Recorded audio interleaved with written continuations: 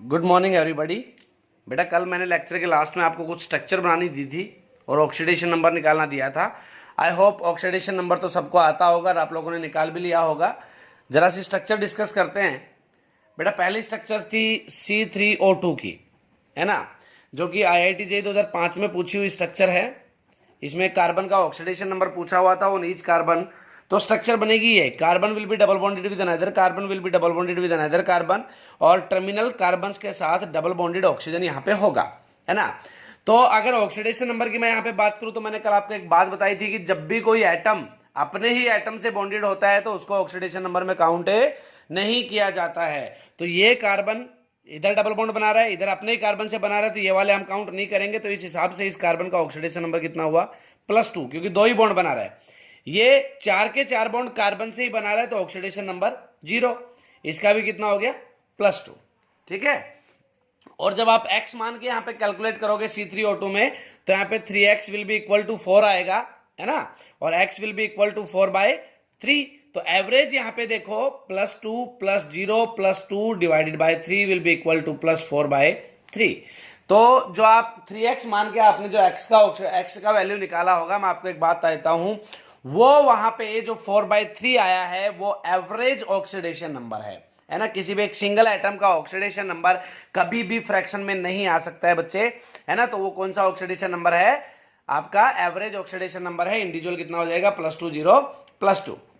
अगली स्ट्रक्चर थी Fe3O4 की। तो बेटा Fe3O4 की ये स्ट्रक्चर बनेगी, है ना। एक Fe यहाँ पे, एक यहाँ पे, एक यहाँ पे, तीनों के बीच में एक एक ऑक्सीजन और एक आपके इन Fe के बीच में ऑक्सीजन। स्ट्रक्चर अपनी मैच करते रहे जो आपने कल कॉपी में बनाई होंगी। नेक्स्ट था हमारे पास H2SO3। H2SO3 की स्ट्रक्चर आपकी ये बनेगी। सल्फर ऑक्सीडेशन नंबर यहाँ पे सल्फर का 4 है। तो double bonded oxygen, single bonded oxygen, single bonded oxygen, और दोनों सिंगल बॉन्डेड ऑक्सीजन के साथ यहाँ पे रहेगा हाइड्रोजन, है ना। जो कि जब मैं इसका डिसोसिएट करूंगा तो यही दो हाइड्रोजन आपके रिलीज होते हैं। इसीलिए इसकी 2H पॉजिटिव रिलीज होने की वजह से इसकी बेसिसिटी भी हम लोग कितनी बोलते हैं? 2 बोलते हैं। बट फिलहाल स्ट्रक्चर पे फोकस करें। नेक्स्ट था हमारे पास H2SO5।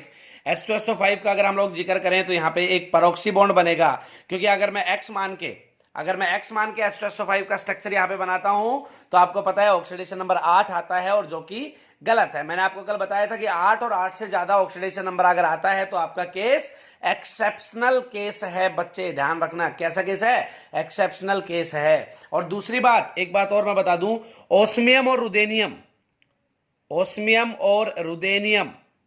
ये दोनों की दोनों ऐसे एलिमेंट्स हैं जो +8 ऑक्सीडेशन स्टेट शो करते हैं। इसको ध्यान में रखना। ओस्मियम रुदेनियम रिपीट करते रहे, ओस्मियम रुदेनियम, है ना। दोनों के दोनों क्या करते हैं? +8 शो करते हैं। और ओस्मियम टेट्राऑक्साइड OSO4 का ऑक्सीडेशन नंबर नीट में पूछा हुआ है प्रीवियस ईयर्स में। तो ध्यान रखना, ओस्मियम रुदेनियम दोनों +8 ऑक्सीडेशन नंबर शो करते हैं, और अदर एलिमेंट्स का अगर +8 या उससे ज्यादा आता है तो वो एक्सेप्शनल केस है, ध्यान में रहे। तो यहाँ पे सल्फर का +8 आता है जो कि एक्सेप्शनल बनेगा। तो इसका मतलब एक यहाँ पे क्या बनेगा? परॉक्सी बॉन्ड बनेगा। परॉक्सी बॉन्ड बनाने निकालने का सल्फर के केस में मैं आपको एक आसान सा तरीका बताता हूं। जब मैं H2SO5 में जब मैं जनरली सल्फर का ऑक्सीडेशन नंबर निकालता हूं, कितना आता है? 8 आता है ना। और एक्चुअल कितना है आपको पता है? आउटर मोस्ट में 6 है। तो 8 - 6 जितना आता है माइनस एक्चुअल में जितना है डिवाइडेड बाय 2 कर दीजिए, कितना आएगा? 1 आएगा। तो इसका इस 1 का मतलब है कि H2SO5 में एक आपका परॉक्सी बॉन्ड होगा, एक आपका परॉक्सी बॉन्ड बनेगा, है ना। यहाँ पे हमने बना भी दिया है, ये ऑक्सीजन के बीच के बॉन्ड को परॉक्सी बॉन्ड बोलते हैं बच्चे। तो स्ट्रक्चर बन गई sulphur double bonded oxygen, single bonded oxygen, और ये ऑक्सीजन बॉन्डेड रहेगा अनदर ऑक्सीजन से, मींस पेरोक्साइड बॉन्ड बनेगा, और यहाँ पे हाइड्रोजन लग जाएंगे। ठीक है बच्चे। नेक्स्ट है हमारे पास HNO3 का स्ट्रक्चर था। HNO3 के स्ट्रक्चर में हमने यहाँ पे क्या किया? Nitrogen double bonded oxygen, single bonded oxygen, उसके बाद एक हाइड्रोजन यहाँ पे जोड़ा, है ना। लेकिन यहाँ पे सर ऑक्सीजन का तो नॉर्मली 2 बॉन्ड बनते हैं, हमने तो एक ही बना के छोड़ दिया। तो काफी बुक में तो आप यहाँ पे कोऑर्डिनेट बॉन्ड दिखा सकते हो। मैंने एरो का निशान लगाया तो मींस कोऑर्डिनेट बॉन्ड दिखाओगे बच्चे, तो चार्ज मेंशन करने का रिक्वायरमेंट नहीं है। और अगर आप सिंगल लाइन से दिखाते हो, कोऑर्डिनेट बॉन्ड नहीं दिखाते हो, तो नाइट्रोजन अपने 4 बॉन्ड बना रहा है, यहाँ पे इस स्ट्रक्चर में कितने बॉन्ड बना रहा है? 4 बॉन्ड बना रहा है। ऑक्सीजन कितने बना रहा है? 1 बॉन्ड बना रहा है। जनरली नाइट्रोजन कितने बॉन्ड बनाता है? 3 बनाता है। और ऑक्सीजन कितने बनाता है? 2 बनाता है। तो यहाँ पे एक देसी सा तरीका बता रहा हूं। जब भी कोई एटम अपने नॉर्मल बॉन्ड से ज्यादा बॉन्ड बनाए, जब भी कोई एटम अपने नॉर्मल बॉन्ड बनाने की कैपेसिटी से ज्यादा बॉन्ड बनाता है तो उस पे पॉजिटिव चार्ज आएगा। और जब भी कोई एटम अपने नॉर्मल बॉन्ड बनाने की कैपेसिटी से कम बॉन्ड बनाता है बच्चे, तो उस पे नेगेटिव चार्ज आएगा। ये देसी तरीका है, याद रखना।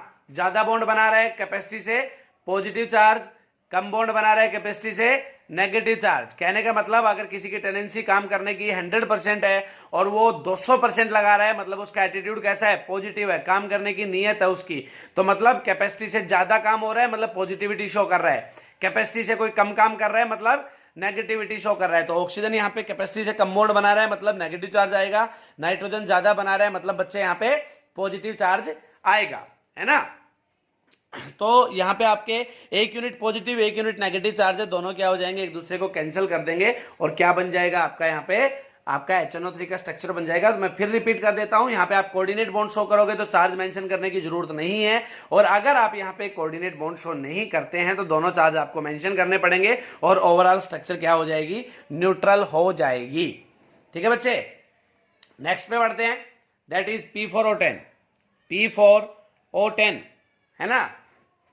P4O10 में बेटा चार आपको फॉस्फोरस यहां पे लेने, 1 2 3 4। चारों से एक एक डबल बॉन्डेड क्या कर देना है? मैंने यहाँ पे ऑक्सीजन कर देना है। ध्यान देना, चारों से एक एक डबल बॉन्डेड क्या कर देना है? ऑक्सीजन कर देना है।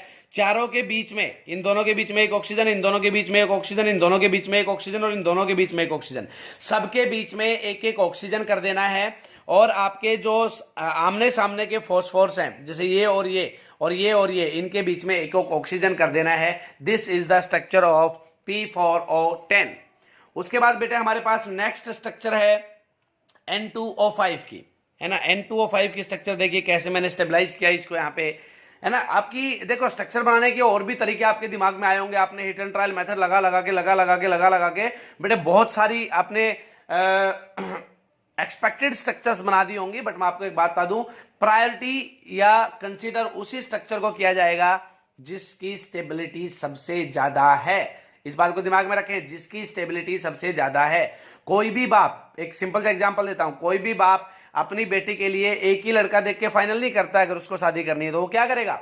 बहुत सारे लड़के देखता है ना। लेकिन चूज किसको करता है, कंसीडर किसको करता है, प्रायोरिटी किसको देता है? जिसकी स्टेबिलिटी सबसे ज्यादा होती है। जिस लड़के की स्टेबिलिटी सबसे ज्यादा होती है उसी को कंसीडर किया जाता है, उसी को प्रायोरिटी दी जाती है। तो हम स्ट्रक्चर्स के साथ भी ऐसा ही करेंगे। मैं जैसे आपको कहता हूं, सारी कहानी हमारी लाइफ से रिलेटेड है केमिस्ट्री की बच्चे, है ना। चीजों को आप रिलेट करना सीखें, अपने दिमाग में फिट बैठाना सीखें, कॉन्सेप्ट आपको क्लियर होना चाहिए, है ना। दिमाग में ये होना चाहिए कि ये चीज मैं रियल लाइफ से कैसे रिलेट कर सकता हूं। और जितना अपने आप करोगे, जितना माइंड पे प्रेशर डाल के इसको यूज करोगे, उतना आपके लिए अच्छा रहेगा, उतना हमारी मेंटल हेल्थ के लिए भी अच्छा रहेगा, है ना। और अगर हम किसी के भरोसे बैठ जाते हैं लाइक कि नहीं मुझे तो सर बना के दे देंगे स्ट्रक्चर, नहीं मुझे तो मेरा दोस्त बना के दे देगा, वो तो इंटेलिजेंट है, मैं तो पबजी खेलता हूं, तो वो गलत हो जाएगा, है ना। थोड़ा सा वैसे टेंशन ना लें, बट जब पढ़ाई का जिक्र आता है तो थोड़ा सा प्रैक्टिस खुद से करें, है ना। वो सबसे बढ़िया रहता है। खुद से की हुई प्रैक्टिस बच्चे कभी भी नहीं भूली जाती है, इस बात को दिमाग में डाल लें, है ना। तो N2O5 का स्ट्रक्चर फिर से एक बार रिपीट करते हैं, कंसीडर देखते हैं इसको। नाइट्रोजन लिया मैंने यहाँ पे भी नाइट्रोजन लिया। ऑक्सीडेशन नंबर तो आई होप आप सब निकाल ही लोगे, और जितने बॉन्ड बन रहे हैं बच्चे वही ऑक्सीडेशन नंबर है, ये भी बता देता हूं, है ना। तो यहाँ पे नाइट्रोजन लिया, double bonded oxygen, single bonded oxygen, और यहाँ पे मैंने सिंगल बॉन्डेड ऑक्सीजन लगा दिया।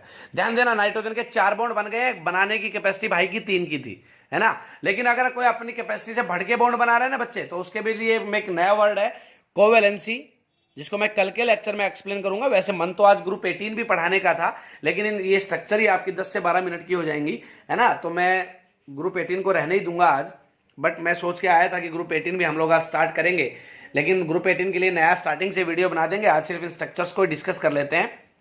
तो एक नया नाम जो कि कोवेलेंसी है नाइट्रोजन की, आपकी मैंने कोवेलेंसी यहाँ पे आपको 4 दिखाई है कि नाइट्रोजन की 4 कोवेलेंसी होती है। तो एक कोवेलेंसी को भी हम अगले लेक्चर में एक्सप्लेन करेंगे कि कोवेलेंसी होती क्या है। एक्चुअल में कोवेलेंसी क्या है कि नॉर्मली जितने बॉन्ड बनाता है उससे अगर वो ज्यादा बनाने की कोशिश करे तो मैक्सिमम कितने बॉन्ड बना सकता है, दैट इज द कोवेलेंसी। मैंने देसी लैंग्वेज में बताई है, केमिस्ट्री की लैंग्वेज में नहीं बताई है बच्चे। देसी लैंग्वेज में नॉर्मल कंडीशन से मैक्सिमम टेंडेंसी कितनी है ना, ध्यान देना। नॉर्मली आप 2 रोटी खा सकते हो, ठीक है, लेकिन उसी टाइम ऑन द स्पॉट आप कितनी मैक्सिमम, नॉर्मली कंडीशन थी, नॉर्मल भूख आपको 2 रोटी की थी, लेकिन कई बार सब्जी वगैरह स्वाद हो तो हम 3 खा जाते हैं, है ना। तो नॉर्मल 2 रोटी की कंडीशन थी, 2 रोटी हम खा सकते थे, लेकिन मैक्सिमम हम कितनी खा सके, 3। लेकिन 3 के बाद हमारे पास चाहे कितनी भी स्वाद सब्जी हो, कितनी भी बढ़िया पकवान हो, हमसे ना खाई जाए, पेट भर जाता है, वोमिट आने को हो जाती है। तो वो जो आपकी वैलेंसी थी वो 2 थी, मतलब नॉर्मल कंडीशन बॉन्ड बनाने की, रोटी खाने की 2 थी, मैक्सिमम टेंडेंसी कितनी थी, 3 थी, मतलब 3 आपकी यहाँ पे कोवेलेंसी हुई। तो नाइट्रोजन की जो कोवेलेंसी है वो 4 होती है, वो हम डिस्कस भी करेंगे कैसे होती है, वो चीज अच्छे से समझाऊंगा। बट आप अगर ये देखो ना कि सर आप टेंडेंसी से बाहर बॉन्ड बनाए जा रहे हो, तो वो कोवेलेंसी होती है ना। तो यहाँ पे नाइट्रोजन के कितने बना दिए मैंने, 4। इस वाले नाइट्रोजन के भी हमने यहाँ पे 4 बॉन्ड बना दिए हैं। अब नाइट्रोजन के दोनों कंडीशंस में 4-4 बन गए हैं, तो अपने ब्योत से घने बॉन्ड बना रहे हैं ना बच्चे, तो चार्ज कौन सा आएगा, ऑब्वियस सी बात है पॉजिटिव पॉजिटिव, दोनों जगह कैसे चार्ज आएगा, पॉजिटिव और पॉजिटिव चार्ज आएगा। अब यहां पे जो ध्यान देने की बात है वो क्या है कि यहां पे ऑक्सीजन इधर एक सिंगल बॉन्डेड है, इधर भी एक ऑक्सीजन सिंगल बॉन्डेड है, तो इन दोनों पे ब्योत से कम बॉन्ड बना रहे हैं, मतलब कैसा चार्ज आएगा, नेगेटिव और नेगेटिव चार्ज आएगा। तो 2 यूनिट पॉजिटिव और 2 यूनिट नेगेटिव चार्ज हो गया, मतलब ओवरऑल क्या हो गया, मेरा सिस्टम न्यूट्रल हो गया। ओवरऑल क्या हो गया बेटा, न्यूट्रल हो गया, ठीक है ना। फिर मैं वही बात रिपीट करूंगा कि यहां पे हम लोग कोऑर्डिनेट बॉन्ड बना के भी शो कर सकते हैं। कोऑर्डिनेट बॉन्ड बनाएंगे, चार्ज मेंशन नहीं करेंगे, और अगर हमने यहां पे चार्ज मेंशन कर दिया है बच्चे, तो कोऑर्डिनेट बॉन्ड बनाने की जरूरत नहीं है। नेक्स्ट में हम आगे बढ़ते हैं लाफिंग गैस की तरफ, that is N2O, nitrous oxide. इसकी ओर हम बढ़ते हैं बेटा, जिसका स्ट्रक्चर हमारे पास यहाँ पे, जिसका फॉर्मूला मेरे पास यहाँ पे N2O है। इसकी मैंने आपकी रेजोनेंस स्ट्रक्चर पे बना के तैयार की हुई है।